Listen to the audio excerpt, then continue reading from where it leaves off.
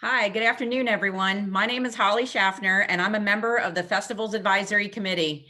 This is my 6th year serving on the committee, and I just have to say that the films keep getting better and better every year. On behalf of KPBS, our festival organizers, volunteers, and filmmakers, thank you for joining us for 2 incredible films, Liberation Heroes and A Flash of Green. And speaking of incredible films, with me today are a few key people behind the film, A Flash of Green. First of all, we have Edward Nachtrieb, and he is the film's director. Hi, Ed. Hello, honored to be here. Thank you. We also have Sandra Simons, and she is the daughter of U.S. Navy World War II veteran Charles McCandless, and the subject of the film. Hi, Sandra. Hello, everybody. Nice to be here. And we also have Admiral Zlaotoper, the former commander-in-chief of U.S. Pacific Fleet from 1994 to 1996. And Admiral Zapp is also a historical expert. Hi, Admiral. Aloha from Hawaii to all of you. Thank you very much for being here today. We really appreciate it. So we're going to ask lots of questions today. And if the audience has any questions they would like to ask, please scroll down on your screen and type in the questions, and you'll be able to ask our subject matter experts and our director and the daughter of Charles McCandless here any questions that you may have. So Sandra, first question is to you. This film must have been so personal for you. When did you realize that you wanted to share the story of your father through film? Well, actually, I wanted to share it and first shared it through publishing his book. And actually, my husband is the one who wanted to have Edward make the film so we could share it with our family. And I really never thought it would go beyond our family. And it's quite wonderful that it is, and that people can see what the extraordinary thing an ordinary man did for our country. And how did you and Ed get connected? What's your connection? My husband and Ed are good friends for the last several years, and so he just seemed like the logical person to do this. So Ed, how about you? What made you come to the project, and what made you be motivated to want to do this? Well, Sandra's husband, CB, is a good friend of mine, and he knows I'm a filmmaker, and he shared the book with me. And he said, do you think we could make a movie out of this? And I said, let me read it. So I read the book, and it was amazing. And it's Charles' story is action-packed. And I said, absolutely, we can make this movie. So CB and I teamed up and made the movie. That's how it happened. But it was all based on the material that Sandra had put together from her dad. And they had scrapbooks and family materials and visuals that all matched up with the story, and all that material that they had already, plus archive research in the National Archives, we were able to kind of really fill it out. So that's how it happened. And speaking of that, so Sandra, what were some of the things that maybe you didn't know about your dad that you found out through doing the research and seeing the information that he had already written down for you? Was there anything that stuck out for you?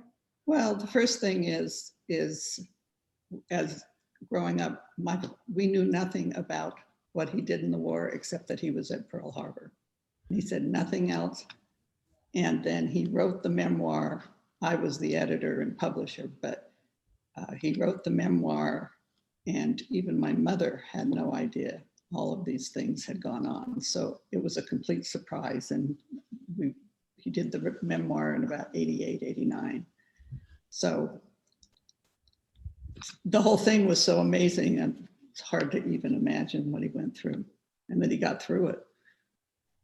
Well, thank you for helping him put all that together, and and then putting it to film, of course. Admiral Zapp, how about you? Were there any historical details that were aha moments for you, where you just said that's a great story or a great memory?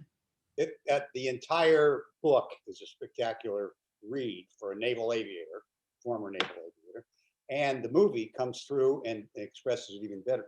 I have 3 quick asides. I was a naval aviator, so the aha for me came to here is a guy from Stanford that became a pilot and fought during the most important war that we've had out in the Pacific, and then becomes a CB and continues to fight the war there.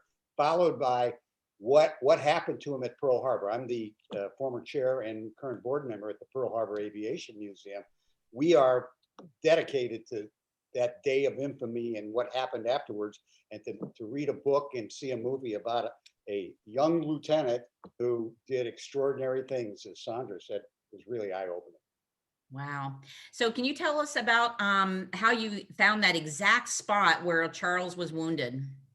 Well, as I say, through the Aviation Museum, we have a historic development area. Went to the Navy facility director at Pearl Harbor right now, and I said, I know that the new there's a BOQ in a different place, but where was the BOQ on that day? And he plotted it out, and it's actually adjacent to what is now Navy housing. But he said there's a large tree that Sandra and I had the opportunity to stand under that was there that day, as a matter of fact. So we managed to leave the Aviation Museum and drive over there and film the spot. Wow. So Sandra, what was that like for you to go back to Hawaii and stand in the exact same place that your father did? It was pretty amazing. And what really surprised me was how close he was. I mean, it was really close. And I had tears in my eyes. I mean, it was really amazing. Wow. Well, we have a question coming in from the audience. Admiral Zapp, I think this is for you. For families that want to research how their World War II loved ones served and are no longer with us, what do you think is the first step in order to find out a little bit more about their service history? I hate to fall into the bureaucratic mold, but write to the Chief of Naval Personnel at Washington, D.C. I was the Chief of Personnel from 90 to 93 before I came out to Hawaii, and say you can find them online, and just say you'd like to research it. Now they have a repository in St. Louis that records all the data for anybody that's ever served. A little complication, they had a major fire there about 2 years ago, so they might still be reconstructing, but that's a good start, and it will grind through to it. You're looking for their service records, and they will refer you to it. Great, thank you for that. Ed, we're going to go over to you. So what's next for this film? I hear that it's already been in some other festivals. So what's next for this film? Well, we're hoping that we can find a place to broadcast it or stream it, because we've been in a lot of festivals and people have enjoyed it. It's connected to so many people because they all relate it to their own family, and they think of their uncle, their dad, their granddad who was in the war. So even though it's a focus story on one family, it seems to have kind of a broader resonance. And we're also developing a feature project based on Charles's experiences. There's a lot of stuff in his memoir that's really incredible and makes for a very kind of exciting narrative piece. So that's the next step for us, is to try to create that. Oh, that's great. And I'm going to go back to the Admiral for a second. Why do you think, here we are, we're 80 years later from Pearl Harbor. Why do you think that it's still important today to get these stories told? I'll tell you, Holly, this is a true story. I went back when I was a two-star admiral and gave some lectures in San Diego to a high school. And I started it out by saying, do you all know Pearl Harbor? And literally I had a young guy say, no, who is she? Wow. I mean, that's terrifying, if you will. It was funny, but in the same time, he was not joking. Having said that, these are things, the day of infamy, we at the Aviation Museum and says must never be forgotten. And what we learned from both the movies for today, we can't allow the newest generation to have been so distanced from the past that they forget that history doesn't necessarily repeat, but it does rhyme. And we need the youth of America to carry forward some knowledge about our past, lest we be forced to go back and relive that. And I heard you say that you're in charge down there of the Pearl Harbor Remembrances, this year being the 80th anniversary. Can you share with the audience a little bit about what's going to happen this year for the anniversary of Pearl Harbor? As you say, with COVID sort of slowing out, I think we're going to be opened up by December for the 80th anniversary. And it should be a big one at both at the USS Arizona, as well as at the USS Missouri, where the surrender documents were signed, as well as at the submarine memorial that's there, the museum, and the Pearl Harbor Aviation Museum, where we have reconstructed World War II with aviation dioramas that tell us what's happening. And they will be all coordinated into what will be a major event. So make your travel plans now to come out here to Hawaii between, I'd say, December 4th and December 9th, because there'll be things on every day. Wow, that's incredible. And we won't hold you to your answer here, but if you had to guess as to how many Pearl Harbor survivors, we all realize that our greatest generation is passing away and, you know, in record numbers. But if you had to guess as to how many Pearl Harbor survivors are still remaining, what would be your best estimate? It's under 100. I know well below that, because we had our 75th commemoration of the end of World War II out here, and we were going to fly out. We identified, I think, like 110 veterans that were alive from World War II out in the Pacific. Now, the ship itself, Arizona, I think they're down to 4 people that are still alive. So it's a dwindling population going away every day. And they really, you know, just from the Liberation movie itself, they have stories that have to be told or they're lost forever. Yeah, I know here in San Diego, I'm very good friends with a Pearl Harbor survivor named Stu Headley, and he's looking forward to coming to Hawaii here this year. So, and he's turning 100 years old. So that'll be a good time.